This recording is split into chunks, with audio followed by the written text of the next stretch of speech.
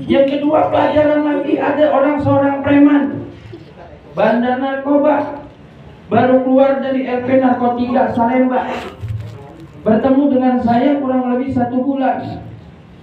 1 bulan hadir di majelis Abatasa anak Badung tapi santri majelis saya. Meninggal dunia. Luar biasa. Dari tukang parkir, dari pengamen, dari ustadz, dari kiai, bahkan yang sholatin ada salah satu habib yang sangat luar biasa. Saya tanya keluarganya lagi, ini siapa yang undang Habib? Jadi pengamen dong. Ya, ini siapa yang undang Habib?